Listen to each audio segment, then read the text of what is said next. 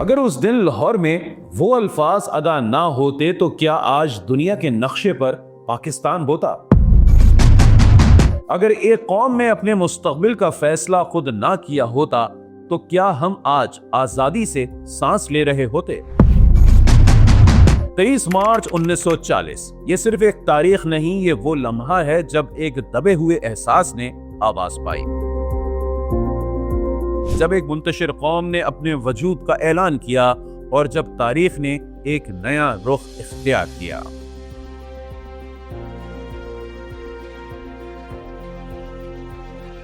برِ صغیر ایک ایسی سرزمین جہاں صدیوں تک مسلمان حکمران رہے، جہاں تہذیب، علم اور طاقت کا مرکز مسلمان تھے، مگر 1857 کی جنگ آزادی کے بعد سب کچھ بدل گیا۔ برطانوی راج نے نہ صرف اقتدار چھینا بلکہ ایک پوری قوم کو سیاسی، معاشی اور تعلیمی طور پر پیچھے دھکیل دیا۔ مسلمان جو کبھی حکمران تھے اب اپنے ہی وطن میں بے اختیار ہو چکے تھے۔ وقت گزرتا گیا لیکن زخم گہرے ہوتے گئے۔ اس بدلتی ہوئی فضا میں ایک اور حقیقت بھی واضح ہونے لگی۔ برِ صغیر میں بسنے والی دو بڑی قومیں ہندو اور مسلمان صرف مذہب میں ہی مختلف نہیں تھیں، بلکہ ان کی ثقافت، ان کے رسم و رواج، ان کی طرز زندگی، حتیٰ کہ ان کے خواب بھی ایک دوسرے سے جدا تھے۔ یہ فرق صرف نظریاتی نہیں تھا بلکہ عملی زندگی میں بھی شدت کے ساتھ محسوس ہونے لگا تھا۔ کانگریس کی سیاست جو بظاہر آزادی کی بات کرتی تھی، در حقیقت ایک ایسی اکثریت کو مضبوط کر رہی تھی جس میں مسلمانوں کے لیے جگہ دن بدن تنگ ہوتی جا رہی تھی۔ یہ وہ وقت تھا جب مسلمانوں کے دل میں ایک سوال شدت سے ابھرنے لگا، کیا ہم اس نظام میں اپنی شناخت، اپنی آزادی اور اپنے عقیدے کو محفوظ رکھ سکیں گے، یا ہمیشہ کے لیے ایک ایسی اکثریت کے سائے تلے دب جائیں گے جہاں ہماری آواز کبھی پوری طرح سنائی نہیں دے گی؟ اسی بے یقینی کے عالم میں 1930 کا وہ تاریخی لمحہ آیا جب علامہ اقبال نے الہ آباد کے اجلاس میں ایک تصور پیش کیا۔ یہ صرف ایک سیاسی تجویز نہیں تھی بلکہ ایک فکری انقلاب تھا۔ انہوں نے ایک ایسے خطے کا خواب دیکھا جہاں مسلمان اپنی شناخت کے ساتھ آزاد زندگی گزار سکیں۔ ان کے الفاظ ایک بیج کی مانند تھے جو خاموشی سے زمین میں بو دیا گیا، مگر وقت کے ساتھ ایک تناور درخت بننے والا تھا۔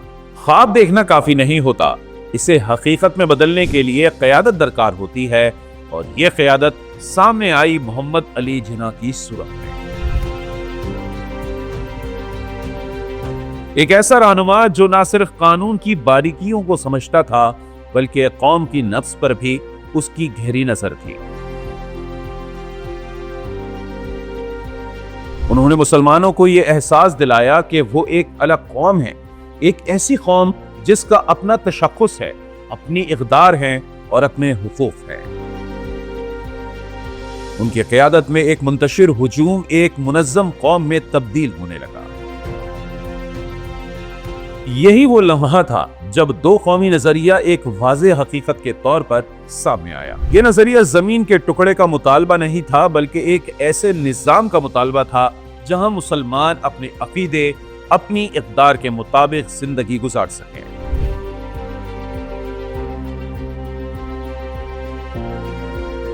یہ ایک نظریہ تھا جو دلوں میں گھر کر چکا تھا اور اب اسے ایک واضح شکل دینے کا وقت آ چکا تھا۔ بس پھر وہ دن بھی آیا جس نے تاریخ کا رخ ہی بدل دیا۔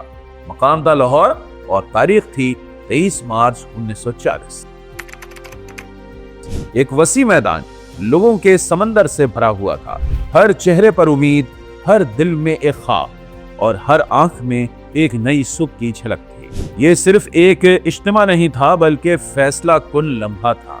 اسی اجتماع میں اے.کے. فضل الحق نے ایک قرارداد پیش کی۔ الفاظ سادہ تھے مگر ان کے اثرات گہرے تھے۔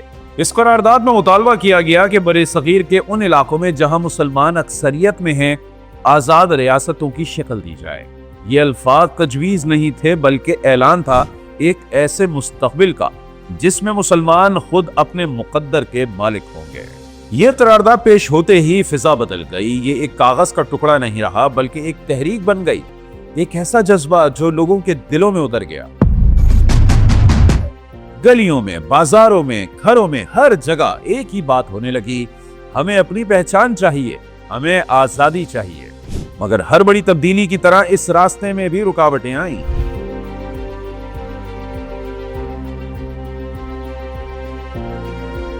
کانگریس نے اس مطالبے کو رد کر دیا.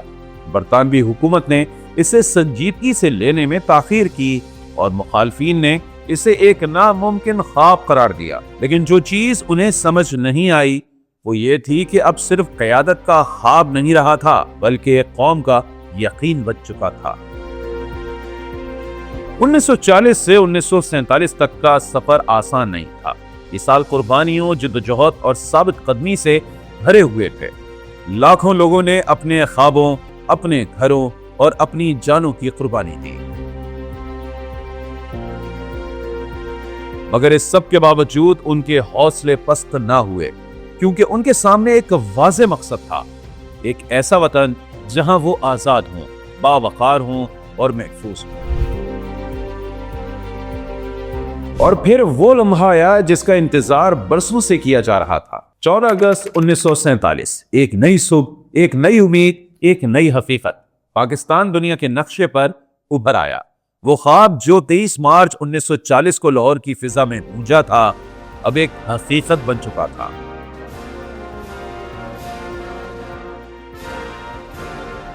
مگر کہانی یہاں ختم نہیں ہوتی بلکہ یہاں سے ایک نئی ذمہ داری شروع ہوتی ہے. آج جب ہم ماضی کی طرف دیکھتے ہیں تو ایک حقیقت دل کو اطمینان دیتی ہے. الحمدللہ آج کا پاکستان 1947 کے پاکستان سے کہیں زیادہ مضبوط, کہیں زیادہ محفوظ اور کہیں زیادہ باوقار ہے. وہ ملک جو ایک نوزائیدہ ریاست کے طور پر بے شمار خطرات میں گھرا ہوا تھا آج ایک ایسی طاقت بن چکا ہے جس کی سرحدیں محفوظ ہیں, جس کی دفاعی صلاحیتیں ناقابل تسخیر سمجھی جاتی ہیں اور جس کی خود مختاری پر کوئی سمجھوتا ممکن نہیں. آج عرب ہو یا عجم, دنیا کے مختلف خطوں میں پاکستان کی دفاعی قوت اور اس کی سفارتکاری کا اعتراف کیا جا رہا ہے. یہ وہی قوم ہے جسے کبھی کمزور سمجھا گیا تھا مگر آج اس کی طاقت کو تسلیم کیا جا رہا ہے. یہ وہی سرزمین ہے جس کے بارے میں شکوک پیدا کیے گئے مگر آج یہی سرزمین استحکام کی علامت بن چکی ہے. لیکن ہر کامیابی کے ساتھ ایک نیا سوال بھی جنم لیتا ہے. جب ہم دفاعی میدان میں ناقابل تسخیر ہو چکے, جب ہم عالمی سطح پر اپنی شناخت منوا چکے ہیں تو کیا اب وقت نہیں آ گیا کہ ہم معاشی میدان میں بھی وہی طاقت بن جائیں؟ کیا اب وقت نہیں آ گیا کہ ہم اپنے وسائل, اپنی صلاحیتیں اور اپنی محنت کو اس مقام تک لے جائیں جہاں پاکستان صرف دفاعی نہیں بلکہ معاشی طور پر بھی ایک عظیم قوت بن کر ابھرے؟ 23 مارچ ہمیں صرف ماضی کی یاد نہیں دلاتا بلکہ حال کا شعور اور مستقبل کی سمت بھی دیتا ہے. یہ دن ہمیں یاد دلاتا ہے کہ ہمارے بزرگوں نے ایک جدید مملکت کا خواب دیکھا تھا اور اب وقت ہے کہ ہم اس خواب کو مکمل کریں. تو دوستوں 23 مارچ ایک تاریخ نہیں, ایک عہد ہے, ایک ایسا وعدہ جو ہر نسل کو نبھانا ہے, جس کی مکمل تکمیل ابھی باقی ہے.